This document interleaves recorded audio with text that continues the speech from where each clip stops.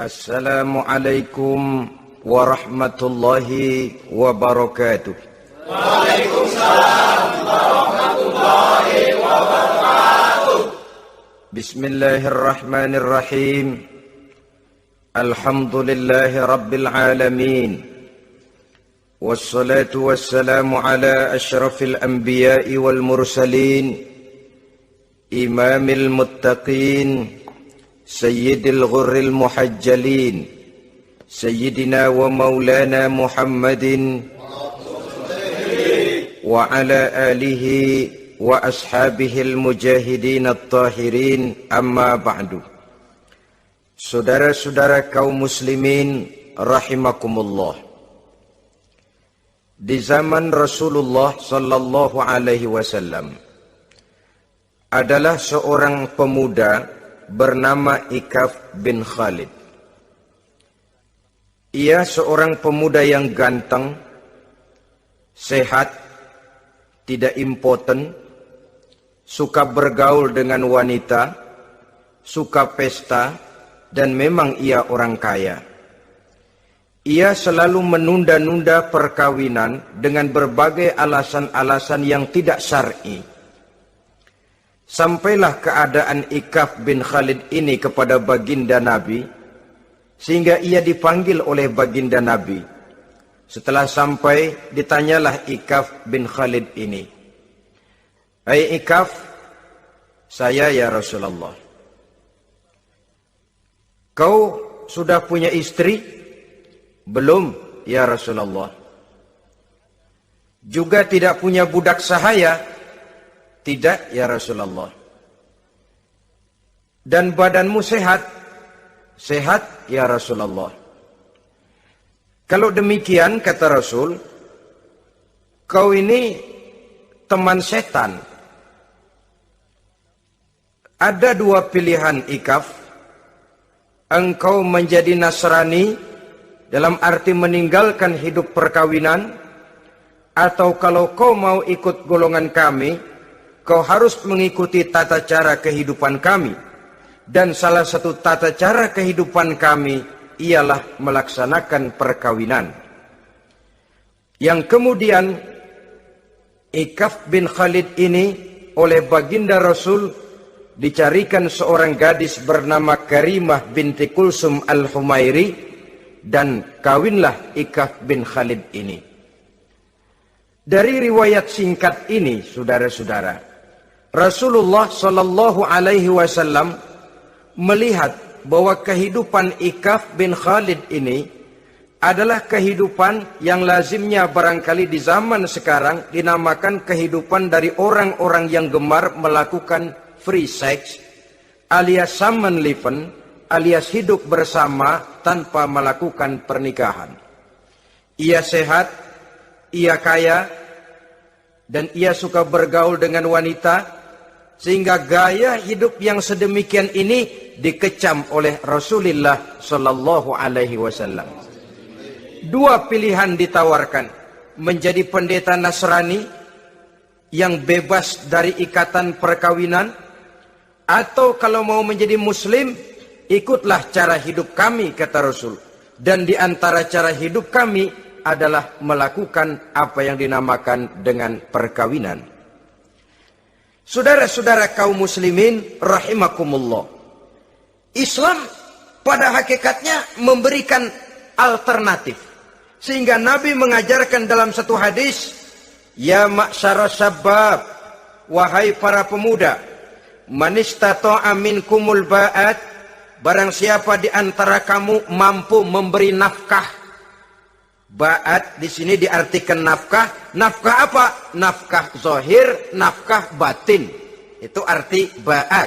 Hai para pemuda, siapa di antara kamu yang sudah sanggup memberikan nafkah, baik zahir maupun batin, hendaklah dia melakukan perkawinan. Jangan lupa ini. Man istata'a minkumul ba'at, yang mampu memberikan nafkah baik zahir maupun batin, hendaklah dia melakukan perkawinan. Kadang-kadang ada juga anak muda nekat banget, main derulung aja, nggak nengok kiri, nggak nengok kanan, tidak memahami yang namanya ba'at.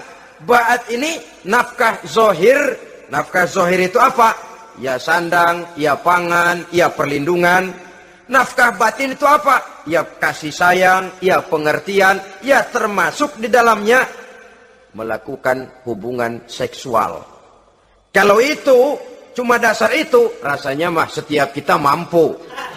Tapi kan tidak cuma itu yang jadi modal bagi satu perkawinan.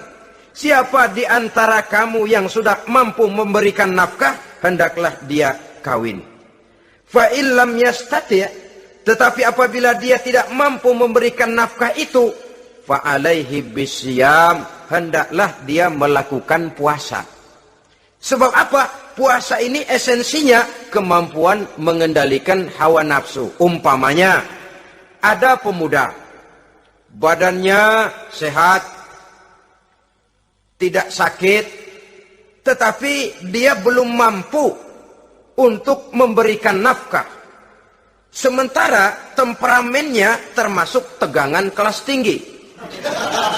Gak boleh kecolek dikit mau ngedredet aja. Yang semacam ini oleh Nabi, fa'alaihi bisyam.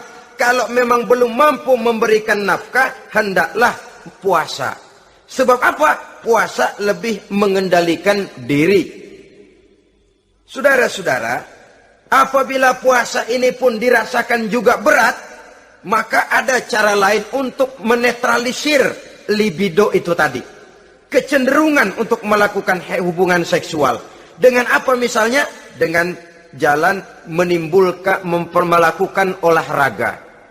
Dengan melakukan olahraga, hormon yang membentuk libido tersalurkan, terkuras melalui energi yang dikeluarkan pada saat melakukan olahraga. Atau dengan jalan yang keempat, menjauhi hal-hal yang bisa menimbulkan rangsangan seksual. Bisa dengan puasa tadi, bisa dengan olahraga, bisa dengan lain-lain yang kira-kira bisa menghindarkan kita dari hal-hal yang bisa menimbulkan rangsangan seksual. Sehingga Al-Quran pada surah Al-Isra ayat 32 berpesan, La taqrabuz zina innahu kana fahisyatan wa sa'a sabila. Jangan kamu mendekati zina, sebab sesungguhnya zina perbuatan yang keji dan jalan yang sangat buruk. Jangan mendekati zina. Mendekati zina artinya mendekati hal-hal yang bisa membawa kita kepada perbuatan zina. Termasuk misalnya bacaan-bacaan Parno. Nah, ya. Itu Parno nggak boleh dibaca. Blue film, ngintip, ini juga penyakit.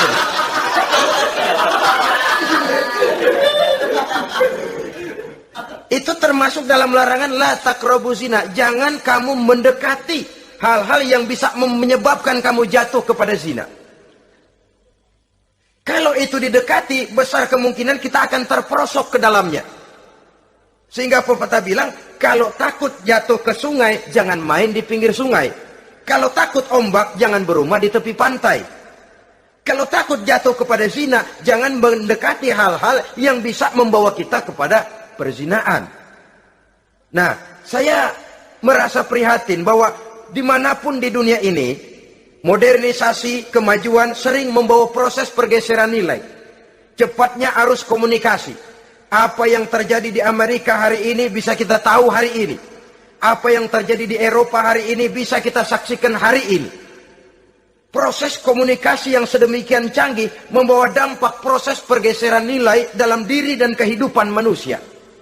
Akibatnya dia banyak tahu, dia banyak melihat, dia banyak mendengar. Kalau dia tidak punya filter, dia akan mudah terhanyut oleh nilai-nilai yang menggeser dia dari tuntunan ajaran agamanya. Maka dengan demikian saudara-saudara, Islam memberikan legitimasi terhadap penyaluran insting seksual melalui pintu yang disebut nikah. Dan Islam mencela apa yang disebut samenleven, free love atau free sex alias hidup bersama tanpa melakukan pernikahan. Apa yang akan terjadi dalam kehidupan ini?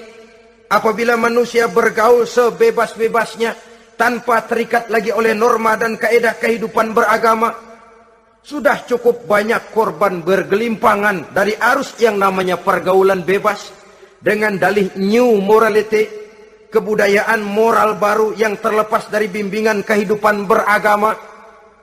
Saudara-saudara kaum muslimin rahimakumullah, dulu zaman kakek kita itu kalau pacaran, saudara-saudara, biasanya yang laki di luar, yang perempuan di dalam.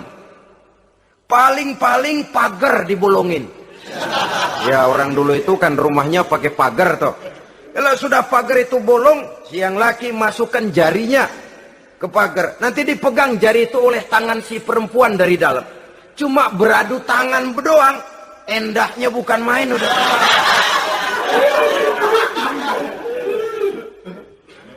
Sekarang saudara-saudara, saya lihat kayak orang beli sepatu. Orang beli sepatu curang banget. Beli mah belum tentu jadi, nyedengin hayo aja.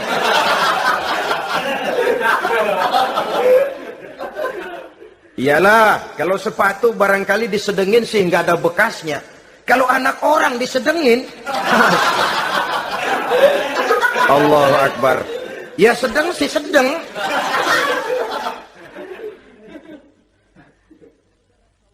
Saudara-saudara kaum muslimin rahimakumullah, terhadap pintu legitimasi ini pun kalau manusia sudah sanggup melakukan ba'at, baik nafkah zahir maupun nafkah batin, kalau itu tidak bisa dia lakukan, hendaklah dia menjaga diri dari hal-hal yang bisa menjerumuskan dia ke tempat zina. Bisa dengan puasa, bisa dengan memperbanyak olahraga, bisa dengan menggiatkan belajar, study club, diskusi. Ada pepatah mengatakan 3 hal yang bisa membawa kerusakan. 3 kosong nih.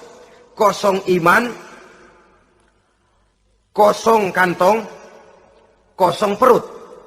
3 kosong ini yang sering membawa kerusakan dalam diri manusia.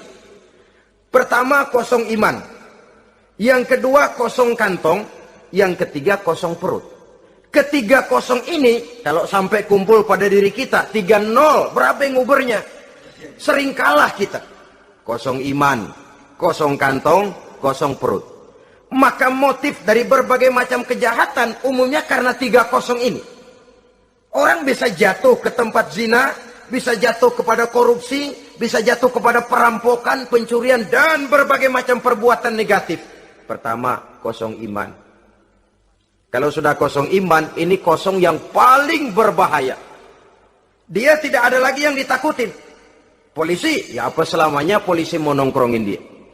Kalau sudah kosong iman, ini sudah tidak ada lagi norma yang diindahkannya. Yang kedua, kosong kantong. Orang kalau kosong kantong, mudah gelap mata.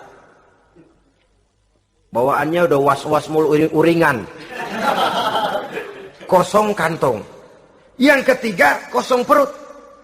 Kosong perut ini lapar, kemiskinan maksudnya bisa membuat orang jadi jahat, bisa membuat orang menjadi pelacur, bisa membuat orang jadi koruptor, bisa membuat orang jadi penjahat. Itu motifnya karena kosong perut. Dari 3 kosong ini yang paling berbahaya sesungguhnya kalau orang sudah mengalami kosong iman.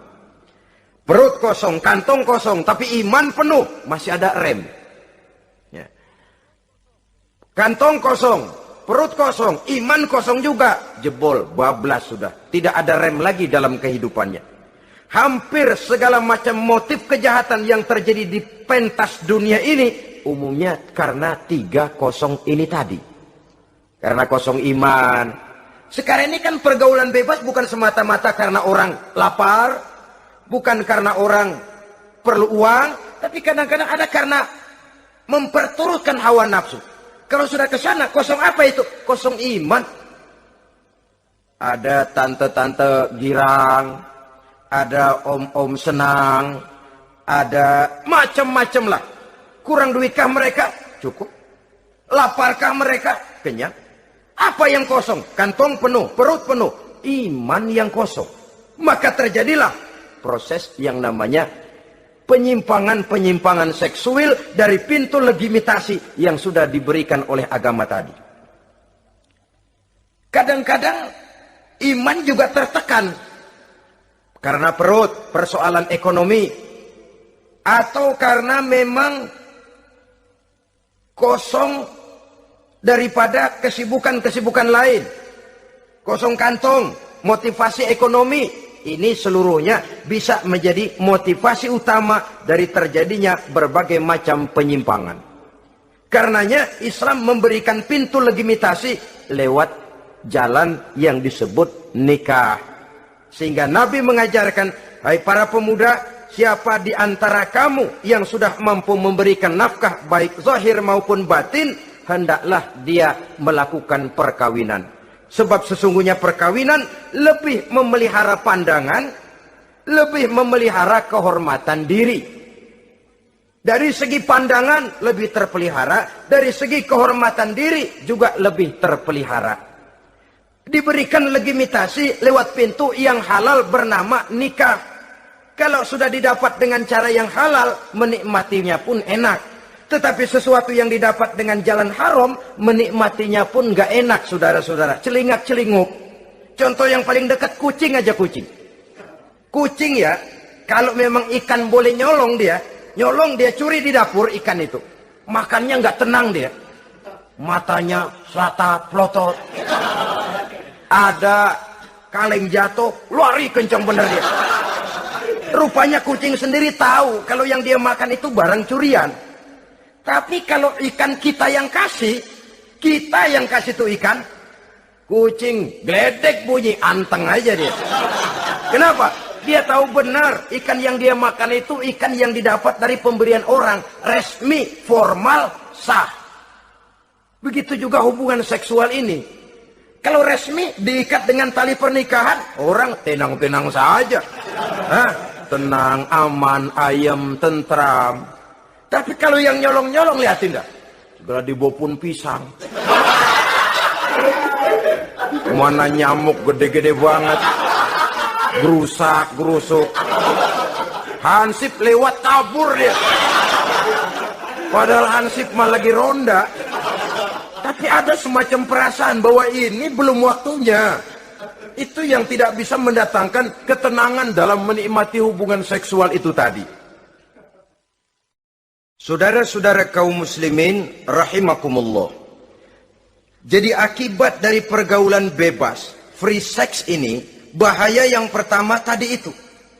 Hilangnya ketentraman dalam hidup. Mungkin orang lain tidak tahu. Hansip nggak lihat. Orang tua bisa kita bohongi. Tapi ketentraman. Was-was, apalagi kalau kita merasa bahwa ini akan menimbulkan satu akibat. Entah dalam bentuk nantinya terjadi kehamilan, si laki-laki juga tidak tenang, khawatir kalau nanti dituntut. Si perempuan juga setelah melakukan pergaulan bebas itu hilang ketentraman hidupnya. Apalagi kalau dia harus kehilangan sesuatu yang sangat berharga dalam kehidupannya. Kegadisan katakanlah, keperawanan katakanlah begitu.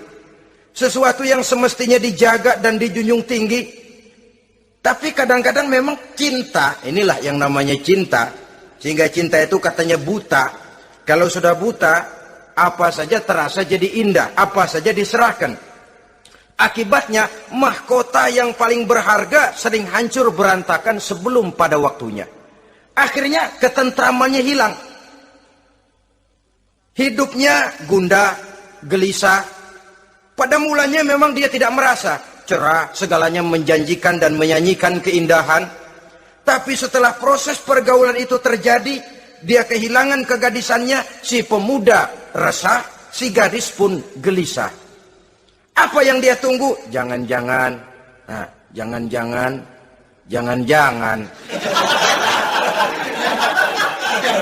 Ini biasanya tanggal segini sudah keluar, ini kok belum. Waduh, jangan-jangan. Makin merana lah dia. Tidak ada lagi ketentraman dalam hidupnya.